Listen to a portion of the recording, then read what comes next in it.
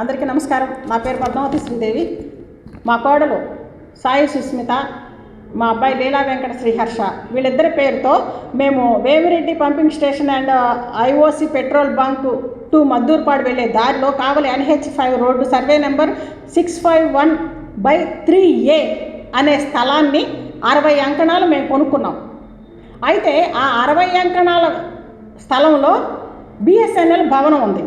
ఈ BSNL భవనం ఉంది కదా, మరి ఇదేంటి ఇట్లా ఉంటే మేము ఎలా కొంటామంటే, అప్పుడు ఆ రోజుల్లో ఈ స్థలం మొత్తం ఒకళ్ళదే. అప్పుడు వాళ్ళు ఏం చేశారు, BSNL వాళ్ళు కోరిక మేరకు పాత యజమాని 3Bలో, ఇదిగో ఈ అడంగల్ ప్రకారం 3Bలో వాళ్ళు స్థలం కట్టుకోమని, BSNL కట్టుకోమని వాళ్ళు ఇచ్చారు మ్యాప్. ఇది ఈ మ్యాప్ ప్రకారం ఇది మా స్థలం, ఇది BSNL వాళ్ళకి ఇచ్చిన స్థలం. BSNL వాళ్ళు ఏంటంటే ఇవన్నీ చూసుకోకుండా అప్పట్లో ఇక్కడ మాకు కట్టారు. కాబట్టి మేము ఈ స్థలాన్ని, మా స్థలంలో ఉన్న BSNL భవనం తొలగించమని కలెక్టర్ గారికి, రెవెన్యూ RDO గారికి, తహసీల్దార్ గారికి, మరియు ప్రతి మున్సిపల్ కమిషనర్ గారికి అందరికీ అర్జీ పెట్టుకున్నాం. అయితే వాళ్ళ నుంచి మాకు ఎలాంటి సమాచారం ఇంకా రాలా, టైం పట్టుందేమో. RTIకి కూడా పెట్టాం, అసలు వాళ్ళకున్న హక్కులేంటి, ఏ విధంగా పెట్టారని. ఇంకొకటి ఏంటంటే, రెవెన్యూ వారికి మేము పెట్టింది ఏంటంటే, అవార్డు నెంబర్ 3/71 22/11/1971లో ఉత్తర్వులు ఇచ్చారు. సదరు అవార్డు నెంబర్కి సంబంధించిన పూర్తి సమాచార నకళ్ళని మాకు ఇవ్వమని RTI ద్వారా కూడా పెట్టున్నాం.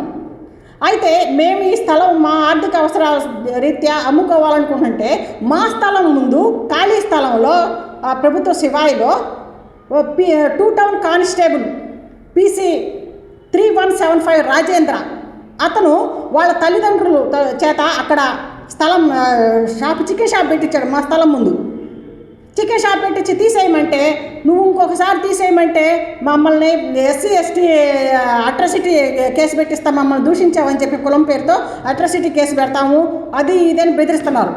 ఏది చేసినా కూడా, పైగా మా స్థలంలో వెనక కోళ్ళ ఏకలన్నీ తగలబెట్టడం, ఇంకా ఏ చండాలపు వస్తువులు అయినా నేను చెప్పలేను, అట్లాంటి వస్తువులన్నీ అక్కడ వేసి తగలబెట్టడం, అవి సగం కాలినవి కూడా ఉన్నాయి, చూసాం.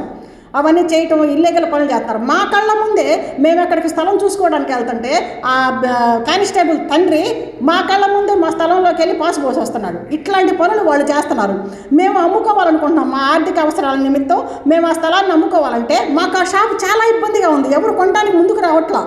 మా స్థలం ముందు ఎంత గవర్నమెంట్ స్థలం ఉన్నా, ఎవరింటి ముందు గవర్నమెంట్ స్థలం వాళ్ళే వాడుకుంటారా, ఎవరో వచ్చి షాపులు పెట్టుకుంటారా, ఇది ఎక్కడ న్యాయం అని చెప్పి మేము ప్రతి ఒక్క అధికారిని అడిగాం.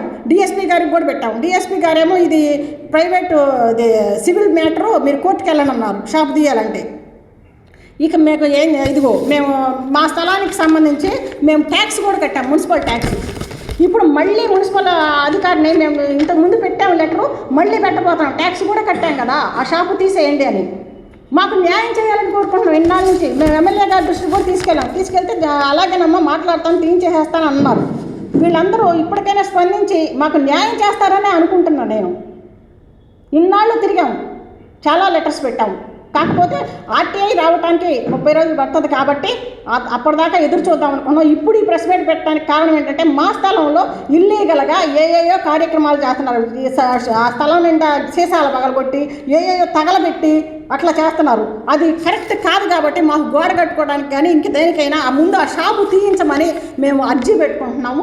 స్పందించమని ప్రతి ఒక్క అధికారిని కోరుకుంటున్నాము.